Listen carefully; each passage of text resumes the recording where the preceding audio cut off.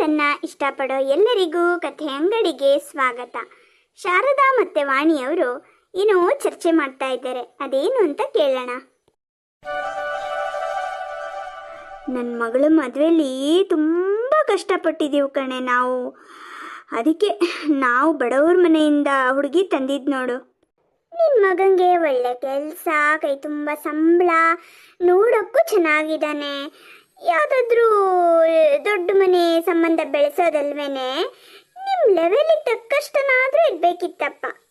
ಅಯ್ಯೋ ಶಾರದಾ, ತುಂಬ ಜನ ನಮಗಿದೇ ಥರ ಹೇಳೋದು ಕಣೆ. ಬಡವ್ರ ಮನೆ ಹುಡುಗಿ ಹುಡುಗಿ ಅಲ್ವೇನೆ.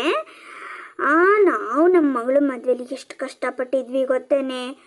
ನಮ್ಮನೆಯವರಂತೂ ಒಂದ್ಸರಿ ಮದುವೆನೇ ಬೇಡ ಬಿಡು ಅಂದಿದ್ರು. ನಾನೇ ಅವರಿಗೆ ಒತ್ತಾಯ ಮಾಡಿ ಒಪ್ಸಿದ್ದಾಯ್ತು ಗೊತ್ತಾ. ಏನೋ ನಾವೀಗ ಕಷ್ಟಪಟ್ಟು ಮಗಳಿಗೆ ಮದುವೆ ಮಾಡಿಕೊಟ್ರೆ ನಮ್ಮ ಮಗಳು ಸುಖವಾಗಿರ್ತಾಳಲ್ವೇನೆ.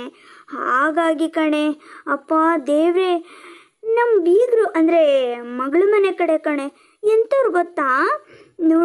ನೋಡಿ ನೀವೇನು ವರದಕ್ಷಿಣೆ ಕೊಡೋದು ಬೇಡ. ನಿಮ್ಮ ಮಗಳಿಗೆ ಏನು ಬೇಕೋ ಅದನ್ನು ಮಾಡಿಸಾಕಿ, ಇಷ್ಟೇ ಹಾಕಿ ಅಷ್ಟೇ ಹಾಕಿ ಅಂತ ನಾವು ಹೇಳಲ್ಲ. ನಿಮಗೆ ಎಷ್ಟು ತೋಚತ್ತೋ, ಎಷ್ಟು ಹಾಕಬೇಕು ಅಂತ ಅನಿಸುತ್ತೋ ಹಾಕಿ. ಮದುವೆನ ನಿಮ್ಮ ಇಷ್ಟದ ಪ್ರಕಾರ ಸಿಂಪಲ್ ಆಗಾದರೂ ಮಾಡಿ, ಗ್ರ್ಯಾಂಡ್ ಆಗಾದರೂ ಮಾಡಿ. ನಾವು ಮಾತ್ರ ರಿಸೆಪ್ಷನನ್ನು ಗ್ರ್ಯಾಂಡಾಗಿ ಮಾಡ್ತೀವಿ ಅಂದರು ಕಣೆ. ಅಲ್ಲ, ಶ್ರೀಮಂತರ ಮನೆ ಸಂಬಂಧ, ಅವರು ಗ್ರ್ಯಾಂಡಾಗಿ ರಿಸೆಪ್ಷನ್ ಮಾಡಬೇಕಾದ್ರೆ ನಾವು ಸಿಂಪಲಾಗಿ ಮದುವೆ ಮಾಡ್ಕೊಡೋಕ್ಕಾಗತ್ತೇನೆ. ಹಾಗಾಗಿ ನಾವು ಎಲ್ಲ ಕಷ್ಟಪಟ್ಟು ಹೊಂದಿಸಿದ್ವಿ ಕಣೆ. ನಮ್ಮ ಮಗಳು ಹೊರಗಿತ್ತಿ ನೋಡು, ಶ್ರೀಮಂತರ ಮನೆಯಿಂದ ಬಂದವಳು. ಅಯ್ಯೋ ಅವಳು ಬಟ್ಟೆ, ಅವಳು ಒಡವೆ, ಅಯ್ಯೋ ದೇವ್ರೆ, ಆ ಲೆವೆಲಿಗೆ ಅಲ್ದಿದ್ರು ಸ್ವಲ್ಪನಾದರೂ ಮ್ಯಾಚ್ ಆಗೋದು ಬೇಡವೇನೆ. ಹಾಗಾಗಿ ನೋಡು ಅಪ್ಪ ದೇವ್ರೆ, ನಮ್ಮ ಮಗಳಿಗೆ ಒಡವೆ ಆಮೇಲೆ ಸೀರೆಗಳು ಅದು ಇದು ಹೊಂದಿಸಿ ಮದುವೆ ಮಾಡಿ ಕೊಡೋ ಅಷ್ಟೊತ್ತಿಗೆ ನಮ್ಮ ಕಣ್ಣಲ್ಲಿ ನೀರು ಬಂದಿಲ್ಲ ಕಣೆ, ರಕ್ತನೇ ಬಂದಿದೆ. ಮತ್ತೆ ನಿಮ್ಮ ಮಗಳು ಸುಖವಾಗಿದ್ದಾಳೆ ಅಂತೆಲ್ಲ ಹೇಳ್ತಿದ್ರಲ್ರಿ, ಇಂಥ ಜನನ ನಿಮ್ಮ ಮಗಳನ್ನ ಅವ್ರು ಚೆನ್ನಾಗಿ ನೋಡ್ಕೋತಿದ್ದಾರೋ ಇಲ್ವೋ? ಮಗಳು ಸುಖವಾಗಿದ್ದಾಳೆ ಕಣ್ರಿ. ಅವಳು ಸುಖವಾಗಿರ್ಬೇಕು ಅಂತ ಅಲ್ವಾ ನಾವು ಅಷ್ಟೆಲ್ಲ ಕಷ್ಟಪಟ್ಟು ಅವ್ರು ಕೇಳದೆ ಇದ್ರೂ ಮಾಡಿ ಕೊಟ್ಟಿದ್ದು. ಮಗಳು ತುಂಬ ಸುಖವಾಗಿದ್ದಾಳೆ ಕಣ್ರಿ. ಮೊನ್ನೆ ಫಾರಿನಿಗೆ ಟೂರ್ ಹೋಗಿ ಬಂದರು ಗೊತ್ತಾ ರೀ. ನಮಗಿಲ್ಲೇ ಬೆಂಗಳೂರು ಹೋಗೋದೇ ಒಂದು ದೊಡ್ಡದು, ಅವಳು ಫಾರಿನಿಗೆಲ್ಲ ಹೋಗಿ ಬಂದ್ಲು ಕಣ್ರಿ. ಚೆನ್ನಾಗಿದ್ದಾಳೆ. ಆದರೆ ಅವಳ ಮದುವೆಯಲ್ಲಿ ನಾವು ಕಷ್ಟಪಟ್ಟಿದ್ವಲ್ಲ, ಆ ಥರ ನಮ್ಮ ಸೊಸೆ ಮನೆಯವರಿಗೆ ಆಗಬಾರ್ದು ಅಂತ ನಾವು ಒಂದೇ ಒಂದು ಪೈಸೆ ವರದಕ್ಷಿಣೆ ಕೇಳಿಲ್ಲ ಕಣ್ರಿ. ಅವರು ಸಿಂಪಲ್ಲಾಗಿ ಒಂದು ನೆಕ್ಲೆಸ್ಸು, ಒಂದು ಮಂಗಲ್ಯ ಸರ ಇಷ್ಟೇ ಹಾಕಿದ್ದು. ನನಗೂ ಅದೇ ಹೇಳದ್ನಲ್ಲ, ಅದು ಇದು ತೊಗೊಂಡೋಗ್ಬೇಕು ಅಂತ ಆಸೆ ಇತ್ತು. ಏನು ಮಾಡೋದು, ಕೈ ತುಂಬ ಸಾಲ, ಅದಕ್ಕೆ ಸುಮ್ಮನಾದೆ. ಮದುವೆನೂ ಅಷ್ಟೇ ಕಣ್ರಿ, ಸಿಂಪಲಾಗಿ ಮಾಡಿದರು. ಇನ್ನು ನಾವೇನು ಅಂದ್ಕೊಂಡ್ವಿ ಗೊತ್ತಾ, ಇನ್ನದು ರಿಸೆಪ್ಷನ್ ಎಲ್ಲ ಅವೆಲ್ಲ ಸಪ್ರೇಟಾಗಿ ಮಾಡೋದು ಯಾಕೆ ಅಂತ ಬೆಳಗ್ಗೆ ಮದುವೆ ಇಟ್ಕೊಂಡಿದ್ವಿ, ಸಂಜೆ ರಿಸೆಪ್ಷನ್ ಮಾಡಿದ್ವಿ. ಹಾಗಾಗಿ ಅರ್ಧ ಅವ್ರ ಖರ್ಚು ಅರ್ಧ ನಮ್ಮ ಖರ್ಚು ಆ ಥರ ಆಯಿತು ಕಣ್ರಿ. ಒಟ್ಟಿನಲ್ಲಿ ನಮ್ಮ ಮಗಳು ಅವಳ ಮೇಲೆ ಸುಖವಾಗಿದ್ದಾಳೆ. ನಮ್ಮ ಸೊಸೆನೂ ಪರವಾಗಿಲ್ಲ, ಅಂದರೆ ಅಷ್ಟೇನು ಕೆಲಸ ಬರಲ್ಲ, ತಕ್ಕ ಮಟ್ಟಿಗೆ ಮಾಡ್ತಾಳೆ. ಏನು ಮಾಡೋಕ್ಕಾಗತ್ತೆ. ಆದರೆ ನಾವು ನೋಡಿ ಒಂದು ಪೈಸೆ ವರದಕ್ಷಿಣೆ ತಗೊಂಡಿಲ್ಲ ರೀ. ತುಂಬ ಖುಷಿ ಆಯಿತು ವಾಣಿಯವರೇ, ನಿಮ್ಮ ಮಾತು ಕೇಳಿ ತುಂಬ ಖುಷಿ ಆಯಿತು. ಏನೇ ಆಗಲಿ, ನಿಮ್ಮ ಸೊಸೆ ತುಂಬ ಪುಣ್ಯ ಮಾಡಿದಾಳೆ ಕಣ್ರಿ. ಇಷ್ಟೊತ್ತಾದರೂ ಅವಳು ಇನ್ನೂ ಹೊರಗೆ ಬಂದಿಲ್ಲ, ಎಲ್ಲಿದ್ದಾಳೆ? ನನ್ನ ಸೊಸೆ ಕೆಲ್ಸಕ್ಕೆ ಹೋಗ್ತಾಳೆ ಕಣ್ರಿ. ತುಂಬ ಚೆನ್ನಾಗಿ ಓದ್ಕೊಂಡಿದ್ದಾಳೆ, ಒಳ್ಳೆ ಸಂಬಳನೂ ಇದೆ. ಓ ಹೌದಾ? ಮತ್ತೆ ಬಡವ್ರ ಮನೆ ಹುಡುಗಿ ಅಂದರೆ? ಬಡವ್ರ ಮನೆ ಹುಡುಗಿನೇ ಅಪ್ಪ. ನಿಮ್ಮ ಹತ್ರ ಗುಟ್ಟೇನು, ಆದರೆ ಯಾರಿಗೂ ಹೇಳಬೇಡಿ. ಅವಳಪ್ಪ ಅಡುಗೆ ಕೆಲ್ಸಕ್ಕೆ ಹೋಗ್ತಾರೆ ಕಣ್ರಿ. ಅಮ್ಮನೂ ಅಷ್ಟೇ. ಯಾರ್ದಾರು ಮದುವೆ ಮುಂಜಿ ಎಲ್ಲ ಇರುತ್ತಲ್ಲ, ಮನೇಲಿ ನೆಂಟ್ರೆಷ್ಟು ಸೇರಿದಾಗ ಅವ್ರಿಗೆ ಅಡುಗೆ ಮಾಡ್ಕೊಳ್ಳೋಕ್ಕೆಲ್ಲ ಆಗಲ್ವಲ್ಲ, ಅಂಥ ಸಮಯದಲ್ಲಿ ಇವ್ರನ್ನ ಕರೀತಾರಂತೆ ಅವ್ರ ಊರಲ್ಲಿ. ಇವರಮ್ಮನೂ ಅಡುಗೆ ಎಲ್ಲ ಮಾಡಿಕೊಡ್ತಾರೆ. ಇಬ್ಬರು ಹೆಣ್ಮಕ್ಳು, ಇಬ್ಬರಿಗೂ ಚೆನ್ನಾಗಿ ಓದಿಸಿದ್ದಾರೆ. ಅದು ಬಿಟ್ಟರೆ ಬೇರೆ ಏನೋ ಅವ್ರ ಹತ್ರ ಇಲ್ಲ ಕಣ್ರಿ. ಅದಕ್ಕೆಪ್ಪ ನಾವು ವರದಕ್ಷಿಣೆ ಅನ್ನೋದೇ ತಗೊಂಡಿಲ್ಲ. ಇನ್ನೊಂದು ವಿಷಯ ಗೊತ್ತಾ ಶಾರದಾ, ಯಾರಿಗೂ ಹೇಳಬೇಡಿ, ಅಲ್ಲ, ನೀವು ಹೇಳಲ್ಲ ಅನ್ನೋ ಧೈರ್ಯ, ಆದರೂ ಒಂದು ಹೇಳೋದು. ಮತ್ತು ಯಾಕಮ್ಮ ನೀವು ಯಾರಿಗೂ ಹೇಳಬೇಡಿ ಅಂತ ಇನ್ನೊಬ್ರಿಗೆ ಹೇಳೋದು, ಅವ್ರು ಇನ್ನೊಬ್ರಿಗೆ ಹೇಳೋದು, ಅದೆಲ್ಲಾದರೂ ನನ್ನ ಸೊಸೆಗೋ ತಾಯಿಗೋ ಕಿವಿಗೆ ಬೀಳೋದು. ಅದಕ್ಕೆ ಯಾರಿಗೂ ಹೇಳಬೇಡಿ ಆಯಿತಾ. ನನಗೆ ನಿಮ್ಮ ಹತ್ರ ಏನೋ ಗುಟ್ಟು ಮುಚ್ಚಿಡೋಕ್ಕಾಗಲ್ಲ ಕಣ್ರಿ, ಅದಕ್ಕೆ ಹೇಳ್ತಿರೋದು. ನಮ್ಮ ಸೊಸೆ ಊರಿಗೆ ಹೋಗ್ಬೇಕಾದ್ರೆ ನಮ್ಮ ಮನೆಯವ್ರ ಶರ್ಟು ಜುಬ್ಬ, ಆಮೇಲೆ ನಂದು ಯಾವ್ದಾರು ಹಳೆ ಸೀರೆಗಳು ಇವೆಲ್ಲ ಕೊಟ್ಟು ಕಳಿಸ್ತೀನಿ ಕಣ್ರಿ, ಅವ್ರ ಅಪ್ಪ ಅಮ್ಮಂಗೆ ಹಾಕ್ಕೊಳಕ್ಕಾಗತ್ತೆ ಅಂತ. ಅಯ್ಯೋ, ನಿಮ್ಮ ಹಳೆ ಬಟ್ಟೆನೆಲ್ಲ ನಿಮ್ಮ ಬೀಗರಿಗೆ ಕೊಡ್ತೀರಾ? ಸೊಸೆ ತಗೊಂಡು ಹೋಗ್ತಾಳಾ? ತಗೊಂಡು ಹೋಗ್ತಾಳಪ್ಪ, ಒಂದು ಮಾತಾಡಿ ತಗೊಂಡು ಹೋಗ್ತಾಳೆ.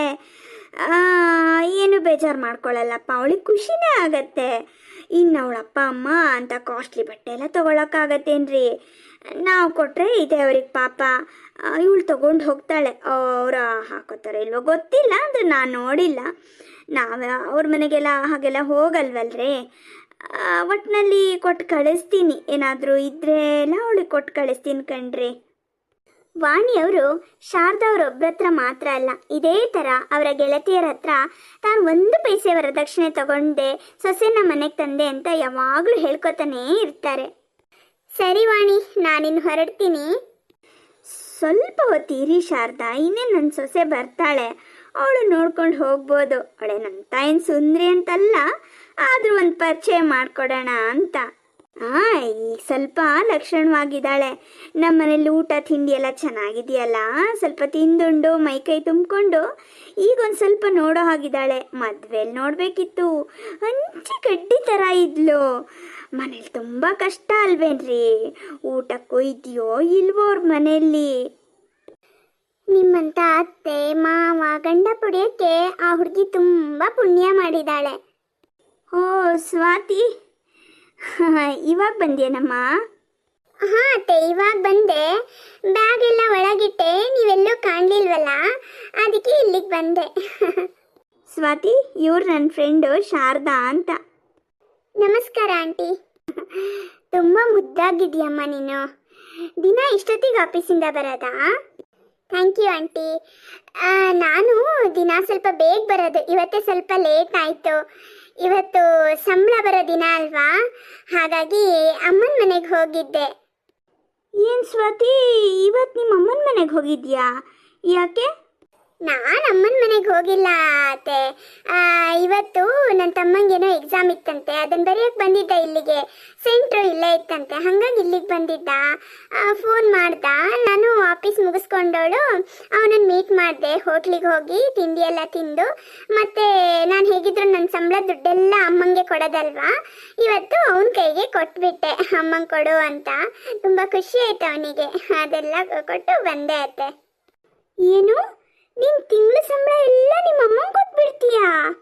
ಹ್ಞೂ ಹೌದು ಆಂಟಿ, ಪ್ರತಿ ತಿಂಗಳು ನನ್ನ ಸಂಬಳನೆಲ್ಲ ನಮ್ಮ ಅಮ್ಮನಿಗೆ ಕೊಟ್ಬಿಡ್ತೀನಿ. ಇದನ್ನು ಮತ್ತೆನೇ ಹೇಳಿದ್ದು, ನೀನು ಬಡವ್ರ ಮನೆಯಿಂದ ಬಂದವಳಲ್ವಾ, ನಿಮ್ಮ ಅಪ್ಪ ಅಮ್ಮಂಗೆ ಬೇರೆ ಆದಾಯ ಇಲ್ಲ, ಅದಕ್ಕೆ ನಿನ್ನ ದುಡ್ಡನ್ನೆಲ್ಲ ಅಲ್ಲಿಗೆ ಕಳಿಸು, ನಮಗೆ ಮಾತ್ರ 1 ರೂಪಾಯಿನೂ ಬೇಡ ಅಂತ ಹೇಳ್ತಾರೆ ಆಂಟಿ. ನಿಮ್ಗೆ ಗೊತ್ತಾ ಆಂಟಿ, ನಮ್ಮ ಅತ್ತೆ 1 ಪೈಸೆನೂ ವರದಕ್ಷಿಣೆ ತಗೊಂಡಿಲ್ಲ. ಇದು ಅಷ್ಟೇ, ಪ್ರತಿ ತಿಂಗಳು ದುಡ್ಡನ್ನೆಲ್ಲ ಅಮ್ಮಂಗೆ ಕೊಟ್ಬಿಡು ಅಂತಾರೆ. ಹೌದೇನ್ರಿ ವಾಣಿ? ಪ್ರತಿ ತಿಂಗಳು ನಿಮ್ಮ ಸೊಸೆ ತನ್ನ ಸಂಬಳನೆಲ್ಲ ತವ್ರ ಮನೆಗೆ ಕಳಿಸ್ತಾಳ? ಅಪ್ಪ, ನಿಜವಾಗ್ಲೂ ನೀವು ತುಂಬ ಗ್ರೇಟ್ ಕಣ್ರಿ.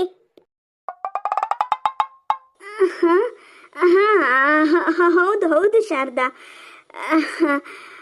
ಪಾಪ ಅವ್ರ ಮನೆಯಲ್ಲೂ ಕಷ್ಟ ಇರತ್ತಲ್ವಾ, ಹಂಗಾಗಿ. ಅಬ್ಬಾ, ಏನೋ ಬಡಾಯಿ ಕೊಚ್ಕೋತಾರೆ ಅಂತ ಅನ್ಕೊಂಡಿದ್ದೆ. ನಿಜವಾಗ್ಲೂ ನೀವು ಗ್ರೇಟ್ ಕಣ್ರಿ. ಈಗಲೇ ಈ ವಿಷಯನೆಲ್ಲ ನಮ್ಮ ಫ್ರೆಂಡ್ಸ್ ಹತ್ರ ಹೇಳ್ಕೊಂಬರ್ತೀನಿ. ನಾನಿನ್ನು ಬರ್ತೀನಿ. ಆಂಟಿ, ಇಷ್ಟು ಬೇಗ ಹೊರಟ್ರೆ ಹೇಗೆ? ನಮ್ಮ ಅತ್ತೆ ಇವಾಗ ಒಳ್ಳೆ ಸ್ನ್ಯಾಕ್ಸ್ ಎಲ್ಲ ಮಾಡ್ಕೊಂಡು ಬರ್ತಾರೆ. ಏನು, ಸೊಸೆಗೆ ಪ್ರತಿದಿನ ಸ್ನ್ಯಾಕ್ಸ್ ಬೇರೆ ಮಾಡಿಕೊಡ್ತೀಯಾ? ಹ್ಞೂ ಆಂಟಿ, ಬೆಳಗ್ಗೆನೂ ಅಷ್ಟೇ, ನನಗೆ ತಿಂಡಿ ತಿನ್ಸೋದೊಂದು ಬಾಕಿ, ಅಷ್ಟರವರೆಗೂ ಮಾಡ್ತಾರೆ ಗೊತ್ತಾ. ಸಂಜೆನೂ ಅಷ್ಟೇ, ನಾನು ಬರೋ ಅಷ್ಟರಲ್ಲಿ ಬಿಸಿ ಬಿಸಿ ಏನಾದರೂ ಸ್ನ್ಯಾಕ್ಸು ಮತ್ತು ಕಾಫಿ ಮಾಡಿ ಇರ್ತಾರೆ. ಇವತ್ತೇನು ಮಾಡಿದ್ದೀರಾ ಅತ್ತೆ? ಹಾಂ, ಇವತ್ತಾ? ಇಲ್ಲ, ಇವತ್ತು ಹಾಂ, ಶಾರದಾ ಬಂದಿದ್ಲಲ್ವಾ, ಅವ್ರ ಹತ್ರ ಮಾತಾಡಿಕೊಂಡು ಕೂತಿದ್ದೆ. ಕೂತಿರಮ್ಮ, ನೀನು ನಮ್ಮ ಶಾರದನ ಜೊತೆಗೆ ಮಾತಾಡು. ಹೀಗೋಗಿ ಏನಾದರೂ ಮಾಡ್ಕೊಂಡು ಬರ್ತೀನಿ. ಇಲ್ಲ ಅತ್ತೆ, ನನಗೆ ಬೇಡ. ನಾನು ಹೇಳಿದ್ನಲ್ಲ, ನನ್ನ ತಮ್ಮನ ಜೊತೆಗೆ ಹೋಟೆಲಿಗೆ ಹೋಗಿದ್ದೆ ಅಂತ. ತಿನ್ಕೊಂಡು ಕಾಫಿ ಕುಡ್ಕೊಂಡು ಬಂದಿದ್ದೀನಿ. ನಿಮಗೇನಾದರೂ ಮಾಡ್ಕೊಂಡು ಬರಲಾ? ಬೇಡ ಬೇಡಮ್ಮ, ಏನೂ ಬೇಡ. ಶಾರದಂಗೆ ಏನಾದರೂ ಮಾಡಿಕೊಡು. ಬೇಡ ಬೇಡ ವಾಣಿ, ನೀವು ಅತ್ತೆ ಸೊಸೆ ಈ ಥರ ಪ್ರೀತಿಯಿಂದ ಚೆನ್ನಾಗಿದ್ದೀರಲ್ಲ, ತುಂಬಾ ಖುಷಿ ಆಯಿತು. ನಾನಿನ್ನು ಬರ್ತೀನಿ. ಹಾಂ ಆಯಿತು, ಇನ್ನೇನು ಹೇಳೋದು, ಇನ್ನೊಂದ್ಸಲ ಬನ್ನಿ. ನಾನಿನ್ನು ಬರ್ತೀನಮ್ಮ ಸ್ವಾತಿ, ಅತ್ತೆನ ಚೆನ್ನಾಗಿ ನೋಡ್ಕೋ. ನಾನು ಅವ್ರನ್ನ ಬಾಯಲ್ಲಿ ಅತ್ತೆ ಅಂತ ಕರೆದ್ರೂ ಮನಸ್ಸಲ್ಲಿ ಅಮ್ಮನ ಸ್ಥಾನ ಕೊಟ್ಟಿದ್ದೀನಿ. ಅಷ್ಟು ಚೆನ್ನಾಗಿ ನೋಡ್ಕೋತಾರೆ ನನಗೆ. ಇನ್ನು ನಮ್ಮಿಬ್ರ ಮಧ್ಯೆ ಜಗಳ ಹಾಕೋದನ ಇಲ್ವೇ ಇಲ್ಲ ಆಂಟಿ. ನೀವೇ ಆಗಾಗ ಬರ್ತಾ ಇರಿ, ನೋಡ್ತಾ ಇರ್ಬೋದು.